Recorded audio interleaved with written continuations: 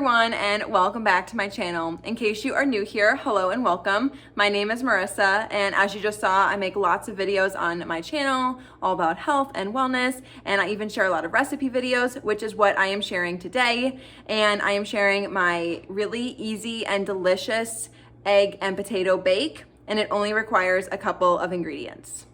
So if you guys have been following me here on my channel for a while now, then you may actually remember that I have another recipe video on my channel, which is like an egg and potato like egg bake, and it has like ham and cheese in it and everything. This one does not have any meat, and it also is just slightly different. I kind of just like tweaked the recipe a little bit, and it turned out so good, and I wanted to bring it to the channel to share it with all of you. So what I like about this recipe compared to the other one, I mean, they're both good, but it almost just depends on like how much time you have to make it. So this one here does not take a ton of time to cook while it's in the oven. It only takes about 20 minutes, whereas the other one took about an hour. So if you're just kind of more like stressed for time, which I feel like majority of us are these days, then this is an easier recipe to go with. The other thing is that the other one had a lot of chopping involved with like a lot of different veggies and stuff that you want to like add into the egg bake. And this one here does not really require that much chopping. There's really only one thing that we're gonna chop, and that's mushrooms. And of course, if you don't like mushrooms, you can leave those out, but like add in whatever you want. But it's just a nice way to add in some veggies and basically just meal prep this thing, and then you can like enjoy it all throughout the week for breakfast, lunch. You can eat it for brunch. You can have it for dinner, breakfast for dinner, because I'm a huge fan of that, and I don't know who else isn't.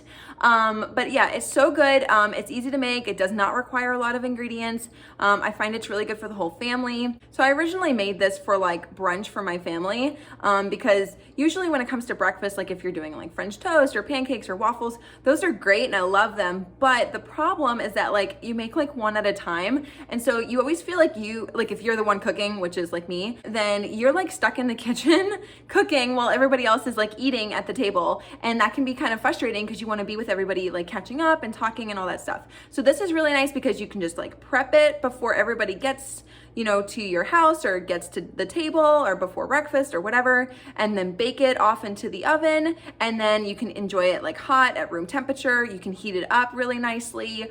It's just like so much easier, and it's like much less of a hassle. So anyways, that's how this recipe was created for me, and I'm excited to share it with all of you. So let me show you guys what you need. But before I go ahead and get started, make sure that you are subscribed to my channel so that you know when I post a new video. Right now, I've actually started like a new series on my channel called Getting Healthy for Beginners. So I would absolutely love for you guys to subscribe to be a part of that.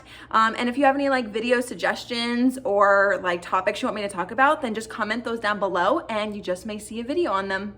Otherwise, let's go ahead and get started with today's video. Alrighty, you guys, so everything that you are going to need for today's recipe is listed here, and I have the full recipe on my blog, which I will leave linked down below for you guys to go ahead and check out. Now, the first thing that we're gonna do in order to make this recipe is start frying up our potatoes. So I have a bag of frozen hash browns that I found in the grocery store just to make my life a lot easier, instead of having to shred them all myself. And we're just going to fry them up in a little bit of avocado oil in a large frying pan, and then go ahead and season it with a little bit of salt and pepper.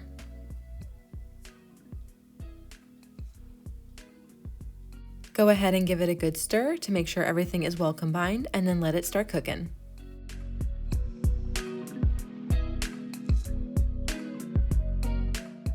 Now, while those potatoes are cooking away, go ahead and grease your baking dish to make sure that the potatoes do not stick to the bottom of it.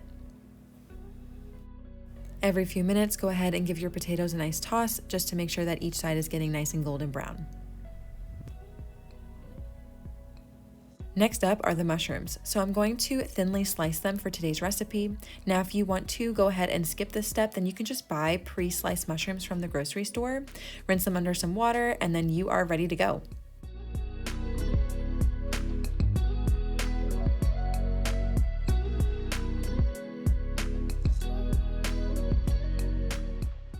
Once the potatoes are done cooking, this is what they will look like. So you can go ahead and add them to your greased baking dish at this point. Then set it off to the side and then begin sauteing your mushrooms.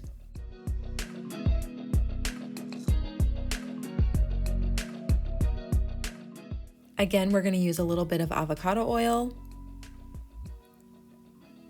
and salt and pepper.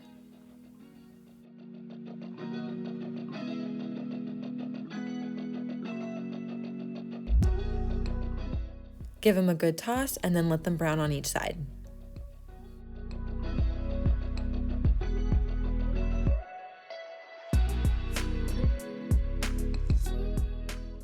Once they are cooked and nice and golden brown, you can go ahead and add in your spinach. Give it a good toss and let this cook and wilt down. This step does not take very long, so make sure you keep an eye on it.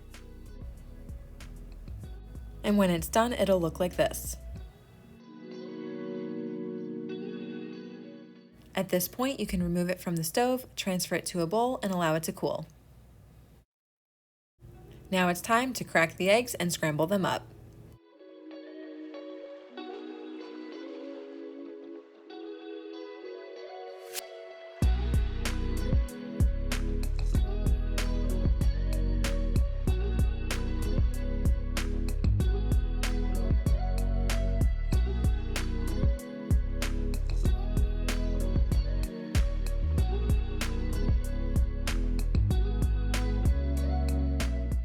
Once you are done scrambling your eggs, go ahead and grab that baking dish with the potatoes, and then just move the potatoes around so that they form a nice thin layer at the bottom of the dish, just like this. And then grab your mushrooms and spinach mixture and put that straight into your scrambled eggs. And then using your whisk, just go ahead and give it a good stir until it's all well combined.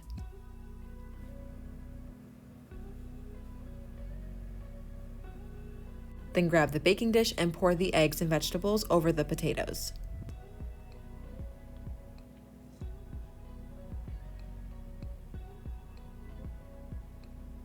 If any of the vegetables look too concentrated in any one area, then you can gently use your whisk to help spread them out. Then go ahead and bake it in your oven at 350 degrees for 15 to 20 minutes.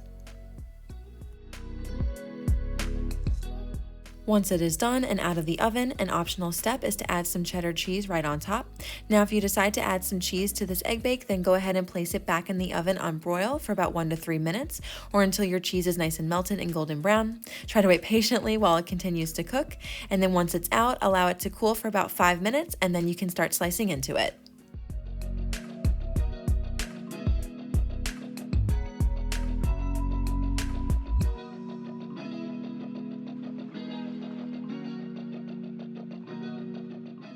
Alrighty everyone, so that's how you make this recipe. I hope that you enjoyed it. Definitely let me know what you think of it down below in the comment section. Don't forget to give this video a big thumbs up, subscribe to my channel if you haven't already, and I'll see you guys in the next one.